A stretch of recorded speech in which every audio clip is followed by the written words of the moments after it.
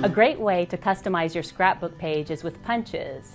And in another video, you can learn how to use craft punches. Right now we're going to talk about edge punches. I have two different punches here and I want to show you how they work. So punches work by punching a die-cut looking pattern into your paper. You insert your paper into the punch tool, and right under this head punch is where the actual punching takes place. That's where the die is. In fact, let me just flip this over for you, and you can see that's your punch blade right inside there. So when you press that lever, the punch comes through.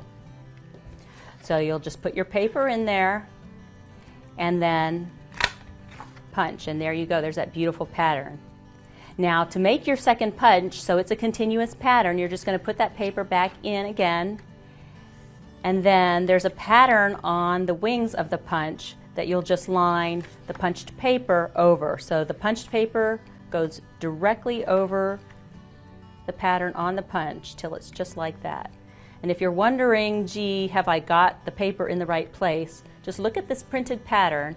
The next punch is going to take place right about there, right where the design is printed. So I'm going to eyeball it a little bit and bring it right back in there and do my next punch. And there it is. If by any chance you should happen to miss a space, with most punches you can actually go back in and capture it, and I'll show you what I mean here. So I've got it in there, I punch, I take out my paper, oh my gosh, I missed a space. I can go right back in there, make sure that piece that I need to capture is in there, under the head of the punch, and still make sure that I line up that pattern of the paper over the pattern on the punch. Press again. You can punch the entire length of your paper this way, and then you'll end up with a border that looks something like this one. And this is a great example of a masculine page. You know, a lot of things in scrapbooking tend to be floral, but this particular punch lends it really well to this page. The other edge punch I have for you works in much the same way, and in fact we're going to use that same piece of paper that we punched before. But first, let me show you the front of the punch. Again, you see the design printed on the punch head as well as on the wings. And then on the back side you see where the die is. This punch has a button that unlocks the lever mechanism.